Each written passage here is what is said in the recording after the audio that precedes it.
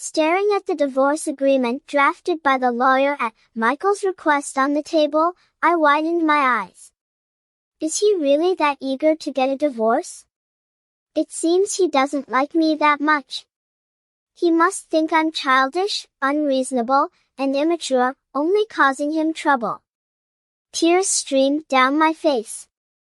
I asked the maid at home, Auntie Hazel, where has Michael gone? Mr. Michael has gone on a business trip. He said he won't be back for half a month. He said the house will be left for the young master to live in, and he'll move out. So he's really in a hurry to avoid me. Fine, let's get divorced. I thought stubbornly. Anyway, I don't want him to boss me around. After the divorce, I'll be as free as I want. I can play however I like. Even if I stay up all night, he can't control me. I signed the divorce agreement. Let whoever wants to live in this house live in it. Anyway, I won't. I casually packed some luggage in the master bedroom and called my childhood friend, Daniel, to go out and play racing cars. After driving a few laps, I felt much better. Dude, it's so exhilarating. After getting out of the car, I tilted my head back and took a sip of water. Daniel patted me on the shoulder. Your are still so amazing. By the way, doesn't your partner care about you anymore? We're divorced. I calmly dropped a bombshell. Divorced? Why? I just don't want him to control me. You're awesome. Let's go for a drink. In the bar, the sound of the stereo was deafening. As I drank glass after glass, I always subconsciously glanced at the watch on my hand. It was 9 o'clock at night. There was still an hour left until the curfew time. Wait, something was wrong. I was already divorced. No one was in charge of me anymore. This feeling was so fresh. My phone had been quiet all night. There were no messages telling me to drink less and no calls urging me to go home. It was so refreshing. I drank a whole glass in one gulp and hummed a song cheerfully. Hey, your husband is having dinner with Henry, another childhood friend, Luca said, looking at his phone. Daniel added, watch your words. He's your ex-husband now. I paused and leaned over to take a look. Henry posted a picture on his WeChat Moments, in which there was a profile of Michael. The caption read, long time no see. Henry was also from our circle, but he had always looked down on us playboys since childhood.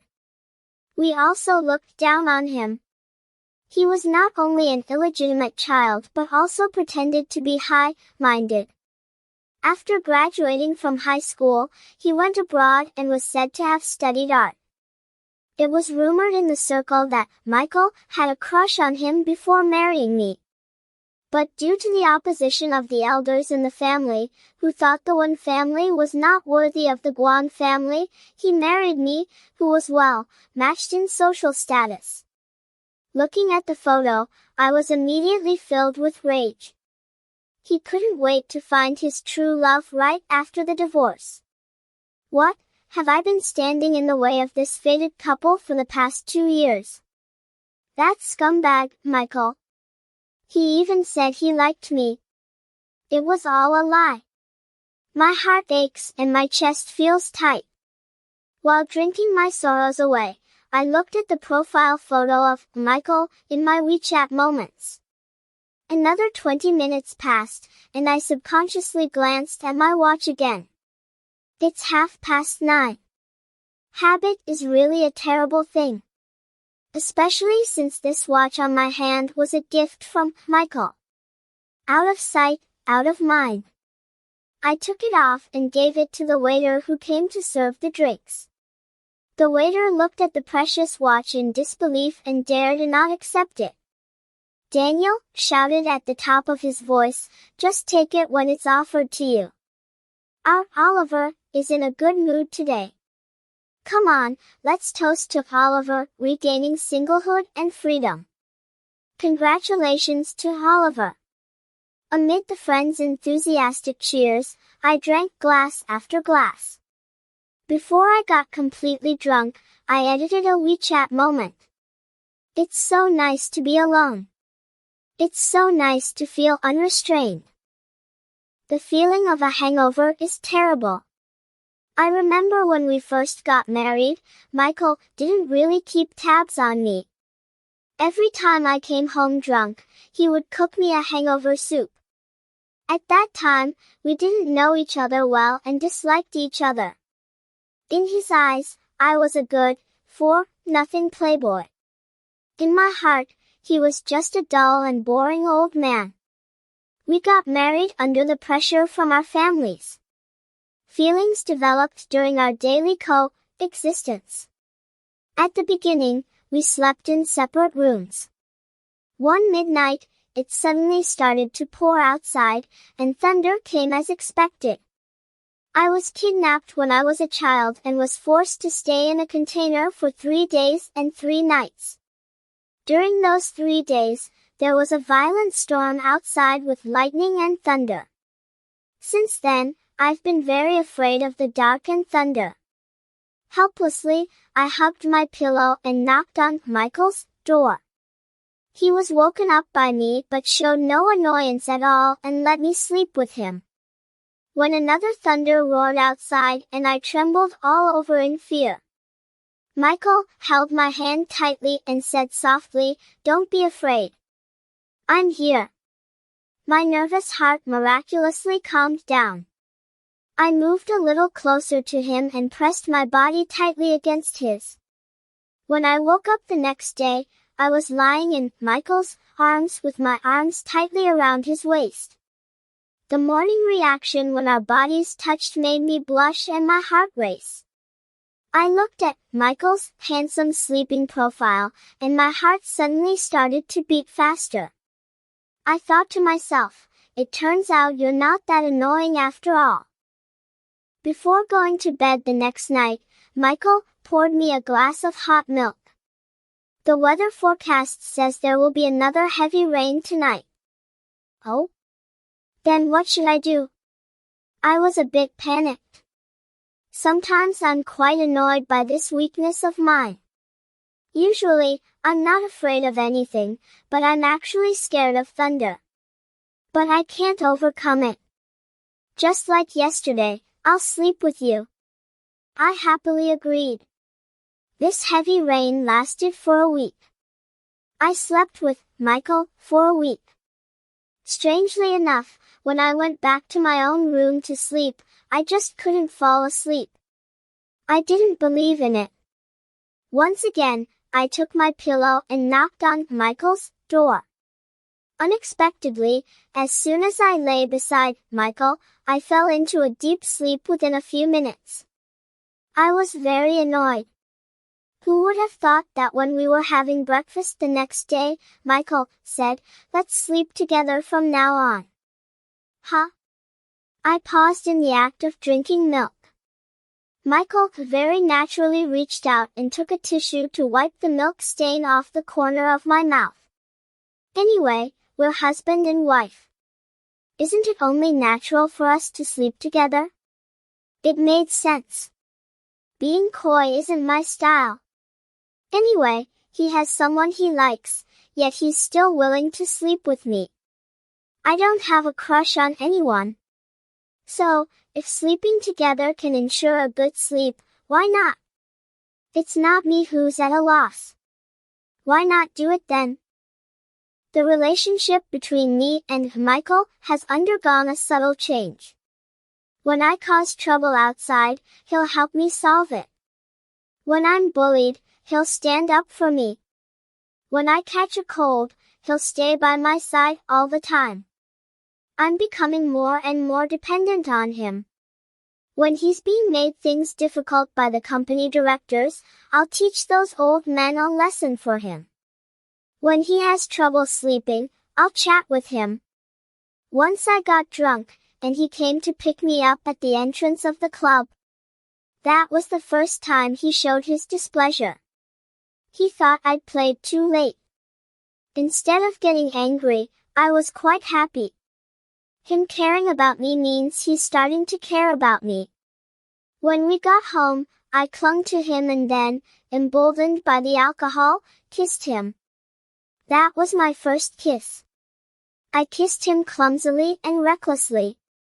Later, he took the initiative. He picked me up and walked towards the bedroom while kissing me. That night, we were entangled with each other, feeling ecstatic. He was restrained and gentle, kissing me again and again. After that night, we started to be like a real couple.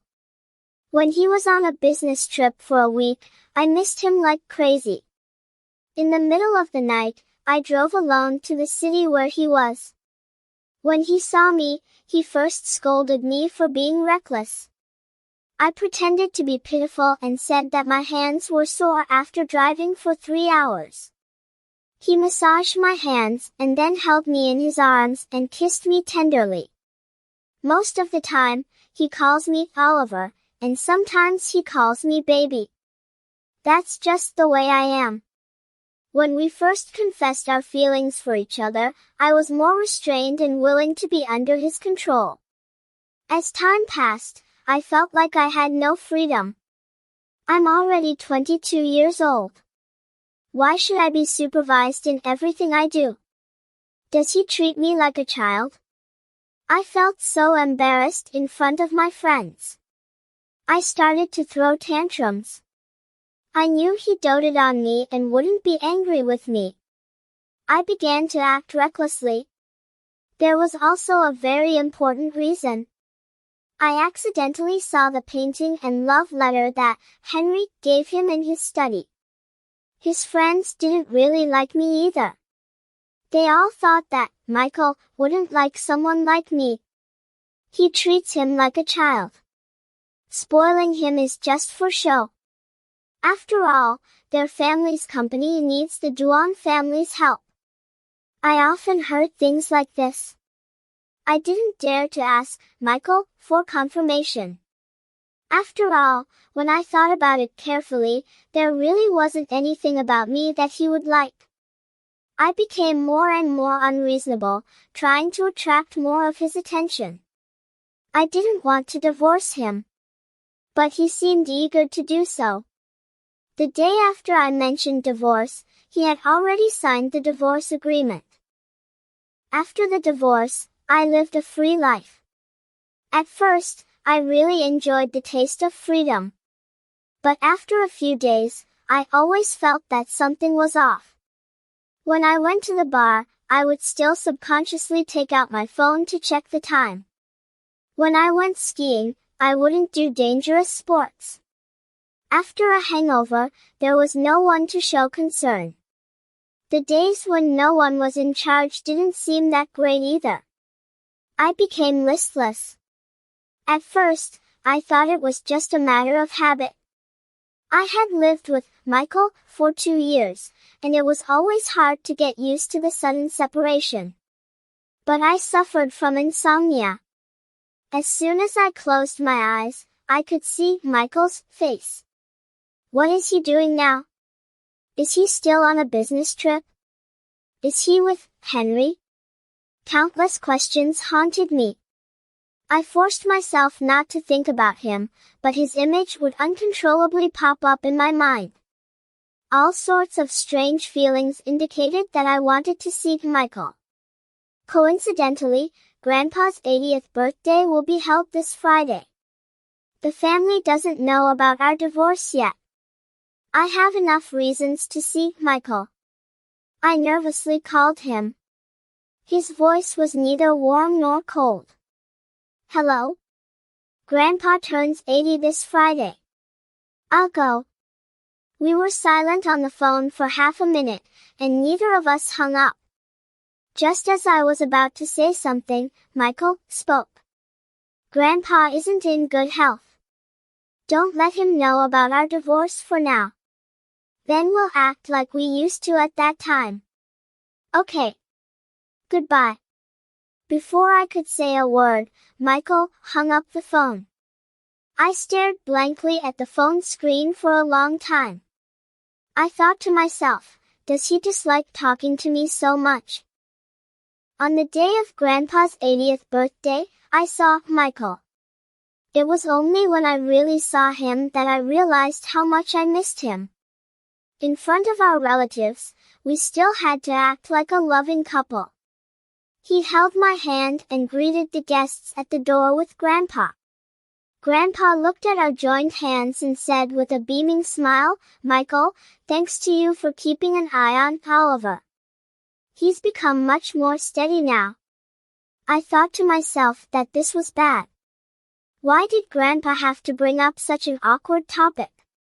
I casually glanced at Michael's expression and found that he seemed normal.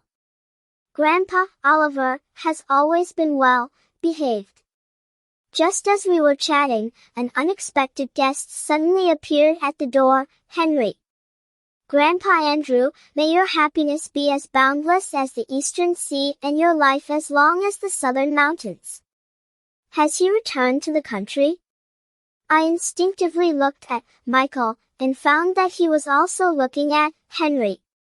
Grandpa was chatting with Henry. "Yes, I'm back in the country. I've opened an art studio in the country." "Grandpa Andrew, you're joking." Thanks to Michael's care, otherwise things wouldn't have gone so smoothly. Henry glanced at me intentionally or unintentionally. An inexplicable anger welled up inside me. "Michael, and I haven't even gone to the Civil Affairs Bureau yet, and they can't wait to rekindle their old romance?" I suddenly let go of Michael's hand that I was holding. Michael looked at me in surprise. I gave him a casual glance without saying a word. Seeing Daniel coming at the door, I quickly walked towards him. I didn't want to listen to their fake politeness at all. When the banquet started, I sat next to Grandpa, and Michael sat on my left. Henry sat on his left. The two of them always whispered to each other, talking about art exhibitions and concerts. I remembered the topics I talked with Michael were all meaningless. I liked to talk with him about games, cars, and cruise ships. But he talked with Henry about stocks and art, topics that I couldn't get involved in. I felt a bit frustrated and absent-mindedly picked up the dishes. The dish I just put in my bowl was picked up by someone. Michael frowned and looked at me. "You're allergic to Chinese yams." I looked down and only then realized that I had just picked up a piece of Chinese yam. If you weren't chatting so happily with Henry, would I have picked up the wrong dish? I said petulantly, "I know. Don't bother me." Michael's hand froze in mid-air. After a few seconds, he said in a low voice, "Okay, don't let me bother you." Halfway through the banquet, I went out to the back garden to smoke. Just when I was halfway through smoking, Henry suddenly appeared. "I heard you and Michael are preparing for a divorce." "It's none of your business."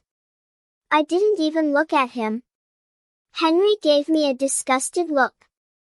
"With your personality, no wonder he can't stand you. I knew from the day you got married that your relationship wouldn't last. If it weren't for the family pressure, he would have been with me long ago. But it's not too late now." Overwhelming anger engulfed me. I put out the cigarette and looked at him maliciously. "Unfortunately, with your disgraceful background, you'll never be able to marry him in your lifetime." Henry smiled indifferently. "What does it matter whether we get married or not? All I want is him." "Really? Then I wish you a long and happy marriage." I bypassed him and wanted to leave. Then I turned around and saw Michael. His face was very pale, and his deep-set eyes stared fixedly at me. "Oliver, were you telling the truth just now?" I stiffened my neck and said, "Yes, I was sincere. Isn't this what you wanted? 3 days later, I received a call from Michael. He said that the procedures were all done. If I had no objections to the divorce agreement, we could go to the Civil Affairs Bureau to finalize the divorce tomorrow. It was only at this moment that I truly realized that Michael didn't want me anymore. My body reacted before my mind did. I lied. I'm on vacation in the Maldives. I'm not available tomorrow. Okay, let me know when you are free. After hanging up the phone, I leaned back in my chair and stared blankly. Actually, I've been staying at home and haven't gone out since Grandpa's birthday. These days, I've thought a lot about Michael. He is 5 years older than me. We didn't play together when we were kids. I only knew of his existence. Grandpa asked me to call him Brother Huai, but I refused. I've called him Michael since I was a child. It was only these days that I realized that the main reason I don't like Henry is that I'm jealous of him. Michael has ignored me since childhood but always had a lot to say to Henry. When I learned that he was my marriage partner, I felt a secret joy inside. I just didn't want to admit it. Clearly, I was just saying angry words. Why couldn't he tell? I'm not annoyed by him. I'm annoyed by others interfering in my affairs, but I enjoy it when he does. I just don't want him to treat me like a child. After not going out for a few days, Daniel came to my place. He opened the curtains, and the outdoor light shone in. I squinted my eyes. I was afraid you'd die at home alone. Don't worry. I won't die. You're divorced. Why are you still so gloomy? I don't know. Michael asked me to go to the Civil Affairs Bureau to finalize the divorce, but I don't want to go. I lied to him that I was on vacation abroad. Daniel stared at me with wide eyes. Oliver, you don't want to go to the Civil Affairs Bureau? You don't want a divorce? Do you have feelings for Michael? I was startled by his 3 consecutive questions. Do I have feelings for Michael? I don't know. I've been mischievous since childhood. I like playing games and do game live, streaming on my own. My grandfather, parents all say I'm not doing a proper job and it gives them a headache.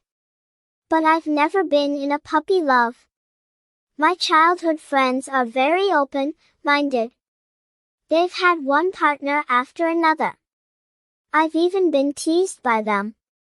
My marriage to Michael was an arrangement by the family. But I didn't resist it in my heart, so I got married. I shook my head and said, I don't know. Daniel took me to the club and called a bunch of handsome boys over. Choose one. I glanced at the line of people in front of me without interest. They're not as handsome as Michael. They're not as tall as Michael. Their skin isn't as fair as Michael's. They can't compare to Michael in any way. Let them go. Daniel held his forehead and frowned. Oliver, how did you feel when you saw Henry's WeChat moments that night? I was very angry and jealous. I said truthfully. Do you want Michael to be with Henry? I said quickly, no. Daniel was disappointed with me. You're so stupid. You like Michael. Can't you think about something else besides games and having fun in that head of yours? At that moment, I had an epiphany. How could I not understand such a simple truth that I like Michael? But he doesn't like me. I said you're stupid and you really are. You two haven't gone to the Civil Affairs Bureau to get the divorce yet. He's still your husband now. You have the right to stop him from being with others. Whether he likes you or not, the most urgent thing is to maintain the marital relationship first. After leaving the club, I rushed straight to that bar and found the waiter, John, who had given me the watch before. I apologized to him and explained my purpose. He handed the watch to me. I've been keeping it for you all the time, always thinking that you'd come to get it one day. Thank you. The next day, I bought that bar and asked John to manage it on my behalf. After realizing my feelings for Michael, I felt much clearer. At least I know what I want. But at the same time, I'm also very painful. Does Michael like me? Whether it's for show or due to the pressure from elders, he should like me a little, right? I used to be willful and immature, and didn't know how to express love. I wonder if it's too late now. When I received Michael's call again, the phone in my hand was like a hot potato. Hello? His tone was tough. Are you free tomorrow? Let's go to the Civil Affairs Bureau. I'm not free. There was a few seconds of silence on Michael's side. You have time to keep a gigolo and give him a bar, but no time to divorce me? Didn't you find me annoying and didn't want me to interfere? I thought you couldn't wait to get divorced. This was the first time I heard Michael speak to me in such a sarcastic tone. No, I didn't.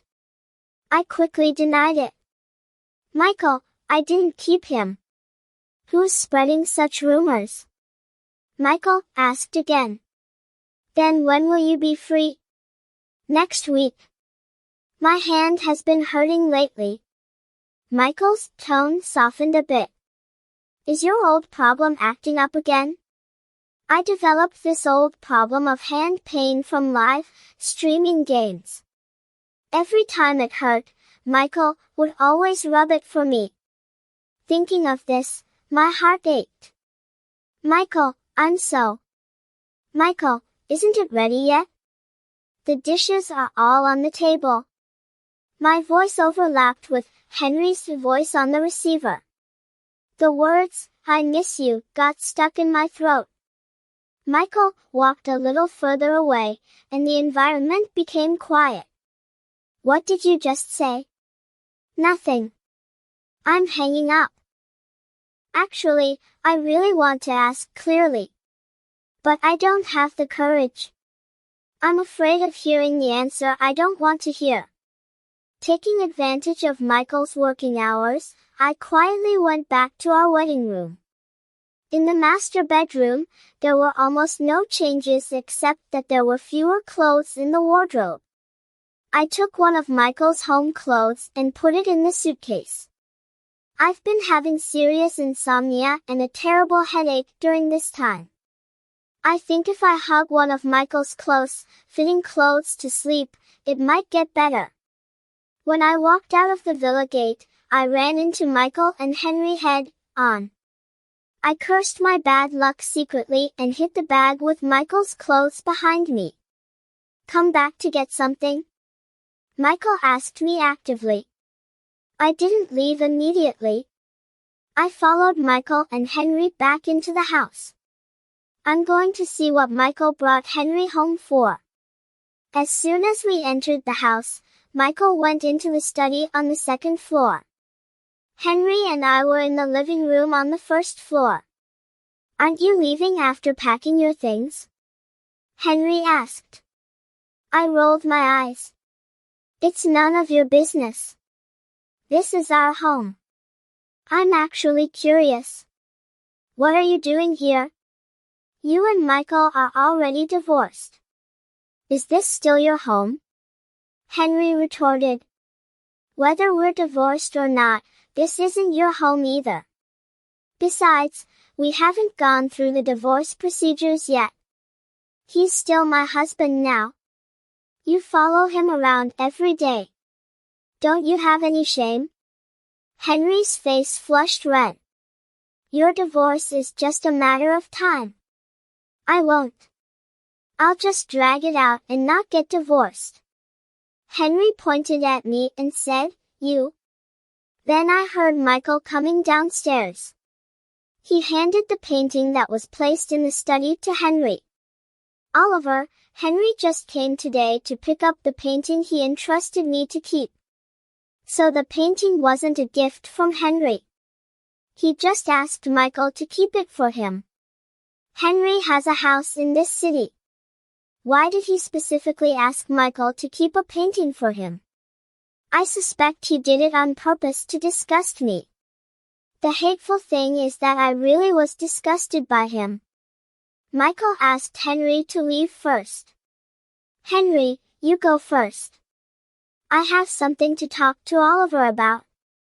Henry looked like he wanted to say something but stopped. He left, looking back at every step. "You're dragging your feet on getting divorced from me just to anger Henry?" Michael asked. "Divorce isn't a joke. Don't act like a child." I shouted, "Yes, I just want to drag it out. We're not divorced yet, but you're always sticking to him. Are you that eager to rekindle your old relationship with him? Do you think I've been in your way for the past 2 years?" The more I talked, the more aggrieved I felt, and my voice even took on a sob. A look of confusion appeared on Michael's face. "What are you talking about? What rekindling of an old relationship? Don't pretend. Everyone knows you used to like Henry." "Who said I liked him? You've always thought I liked him?" Michael's tone was a bit urgent. "Then what about all the kindness I've shown you in the past 2 years? What about me hugging you, kissing you, and sleeping with you?" Facing his questioning, I got really angry and shouted, "How would I know what it means?" He suddenly laughed, his eyes full of disappointment. "Oliver, you really have no heart." After the unpleasant parting, I drove back to my own apartment. Along the way, the more I thought about it, the angrier I got. How could he scold me for having no heart? Doesn't he like Henry? Then why has he always kept the love letter Henry sent him? My heart ached, and I immediately turned around, wanting to go back and find out the truth.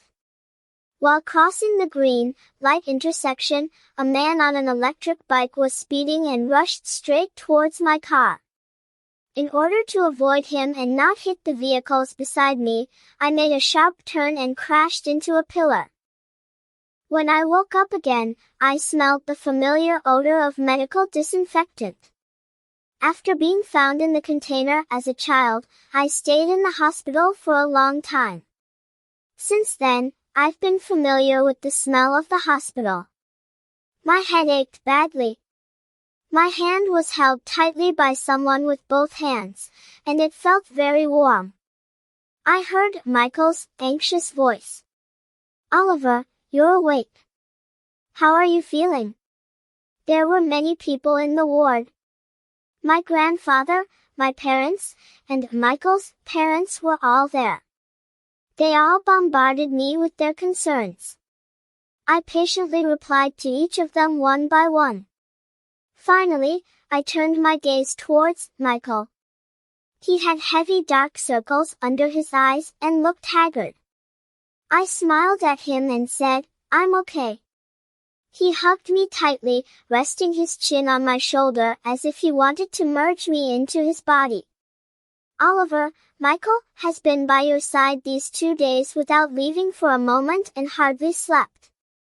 "Yes, the doctor said you're fine, but he still refused to go to sleep." "Let's go out first and give them some time to talk." My grandfather drove the parents of both families out of the ward. After the ward became quiet, Michael spoke first. "I'm sorry. I shouldn't have argued with you. It has nothing to do with you. After you left, I calmed down.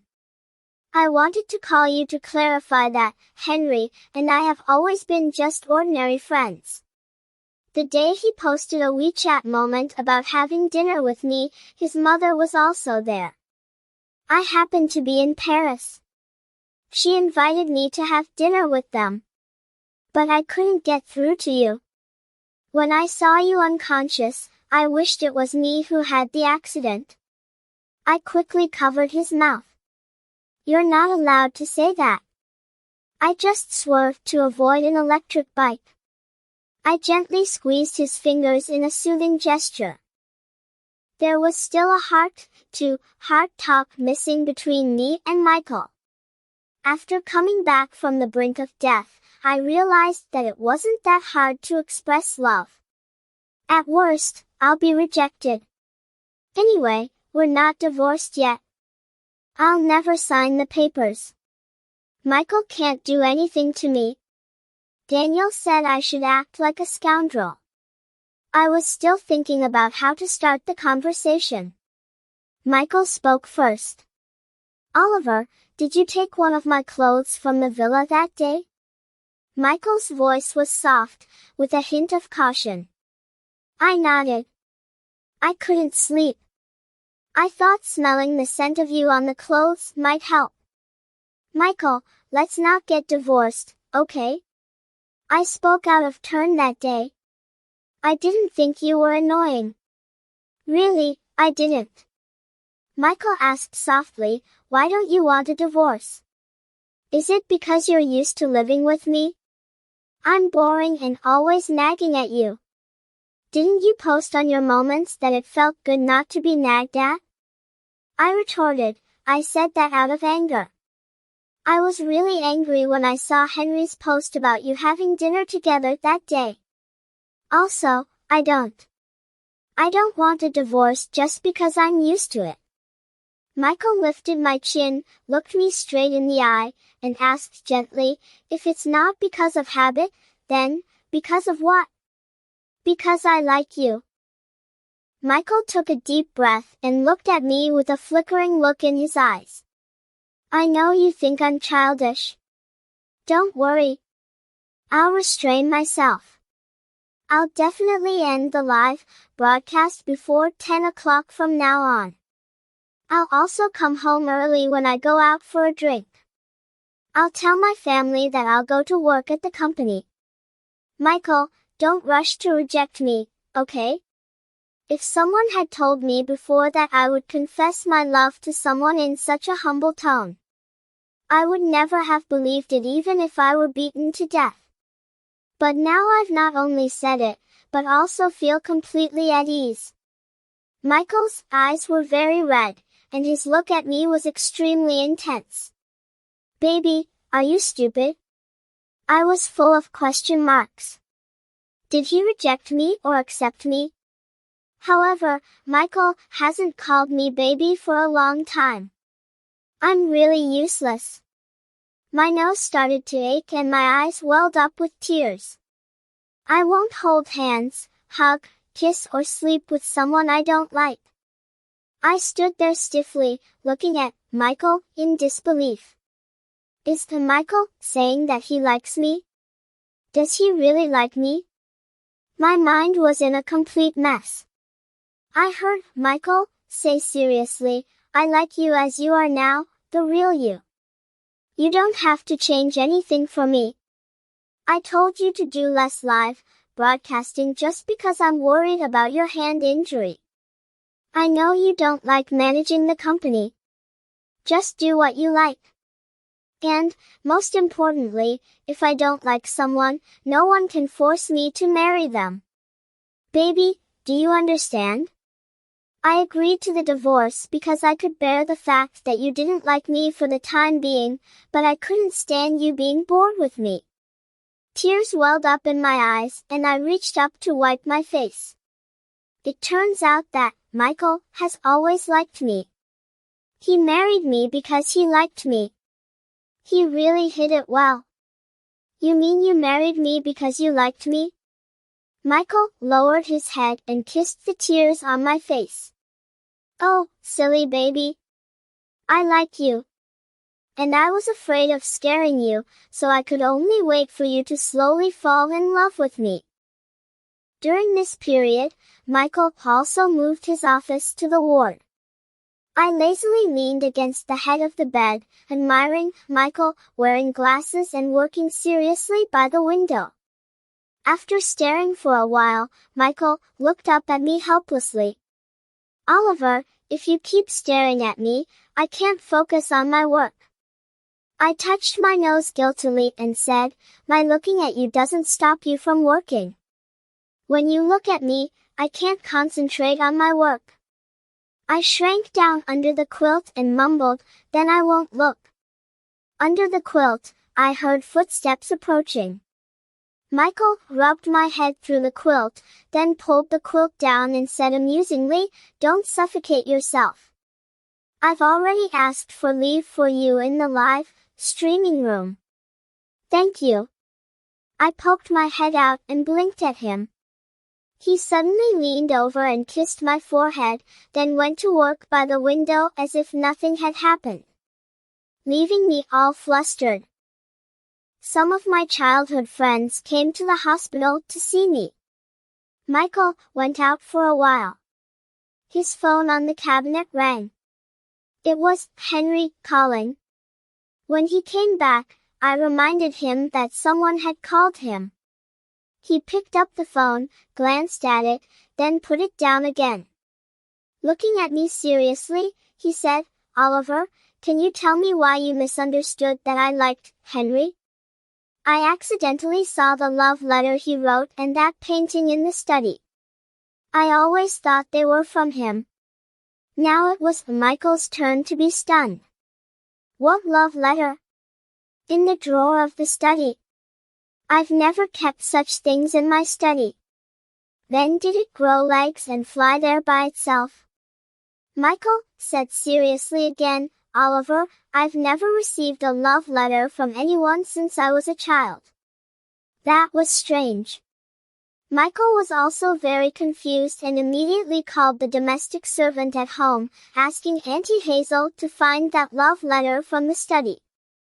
Later, he retrieved the surveillance footage and went to see Henry in person.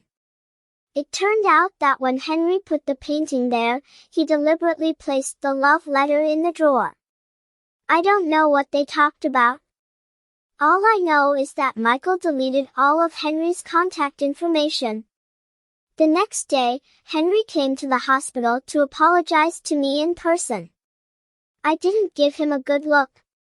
I remembered that he had vowed before that if it weren't for me, he and Michael would have been together long ago. I was so stupid to believe him. It seems a waste that he didn't go into the entertainment industry to act. However, thinking carefully, although the existence of the love letter made me misunderstand Michael all the time and be jealous of Henry. But I think if there hadn't been that love letter, I probably wouldn't have thought that Michael would like me. It's not so bad now. After going through all these, we've learned to cherish and know that love needs to be expressed instead of just being silent. Michael and I were crowded on a hospital bed. He hugged me and said, "I've always regarded him as an ordinary friend, and he's never shown his feelings to me." After he returned to China, because the company had cooperation with him, we had more interactions. However, I've already asked others to contact him. I won't see him again in the future. After being discharged from the hospital, Michael and I both moved back to the villa where we used to live. Besides the sweetness, there was also a bit of awkwardness. After we expressed our feelings to each other, we suddenly didn't know how to get along. Shouldn't the way we address each other change? Calling him husband? It seems so cheesy. Calling him Brother Huai isn't my style. After some hesitation, I still choose to call him by his given name. On the contrary, calling him Michael makes me feel at ease. Previously, I called him Oliver more often and baby less often. Now it's completely the other way around. But it's strange that no matter how many times I hear baby, my heart still feels so sweet. After confirming that I had completely recovered, Michael pinned me down and called me wife. I went completely limp. Wrapping my arms around his neck, I called him husband. As a result, my waist suffered a great deal. But I enjoyed it. On the weekend, I was lying in Michael's arms, listening to him recite French poems. I received a call from John at the bar, saying that relevant departments were coming for an inspection and asking me to go there. Michael went with me. After cooperating with the staff's inspection, John told me some things about the business situation. After it was over, he first looked at the watch on my hand, then glanced at Michael, who was standing not far away looking at the wine cabinet. Boss, you two are well matched. Thank you. After walking out of the bar door, Michael put his arm around my shoulder. It's obvious that your so-called sugar daddy has run the bar quite well, judging from his jealous tone. I pinched his waist and told him the whole story. He lifted my arm and looked at the watch on my hand, saying, "It's my fault." Well, it's not entirely your fault. Not long after that, he went on a business trip to Europe. When he came back, he brought a pair of couple watches, couple diamond rings, couple sunglasses, couple pajamas. Looking at the things that filled 2 large suitcases, I asked in shock, "What did you buy so many things for? Don't we already have diamond rings?" Michael showed me all the fancy things he had bought one by one. Change them and wear. Moreover, we've wasted a lot of time. We have to make it all up. I had no choice but to go along with him. At night, lying limply on Michael, I gasped and asked, "Do we even have to make up for this?" Michael moved and said in a deep voice, "Make up for the number of times in the previous year and a half." Help! When did you start liking me? What do you like about me? These are the questions I often ask Michael recently. Probably on the day of your 18th birthday. You were like a little prince, toasting everyone around. Michael was straightforward. "I wanted to kiss you. I like your cuteness, I like watching your live streams, I like your tough, talking but kind-hearted nature, and I like your fearless look." I was overjoyed and excited, but still looked up deliberately and asked pretentiously, "Don't you think I'm a playboy?" Michael pinched my nose and said seriously, "Oliver, you have a big misunderstanding about me. Others aren't as good at playing games as you are. You're so popular even abroad." Really?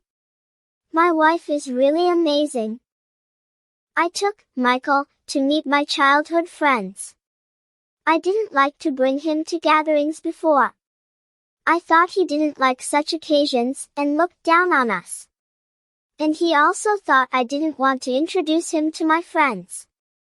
Unexpectedly, Michael was very considerate and at ease at the gathering, and he managed to make everyone in that group beaming. You really can't make wild guesses about feelings. During the holiday, we went to Africa together to watch the great animal migration. During the journey, while Michael was buying water, a Chinese guy asked for my contact information. When Michael came back after buying water and saw this scene, he frowned and walked over in a few steps to put his arm around my waist. "Wife, I've bought the water." The guy looked disappointed and embarrassed. "Sorry." When we were about to climb Mount Kilimanjaro, a white guy came up to strike up a conversation with me. Michael looked extremely displeased and told the other person in English that he was my partner. "I really want to carve 3 characters on your face." Michael pinched my face helplessly yet affectionately. "What characters?" "Belongs to Michael." When I reached the summit of the snow-capped mountain, I found myself so insignificant. Michael, Yes, I'm here. I love you.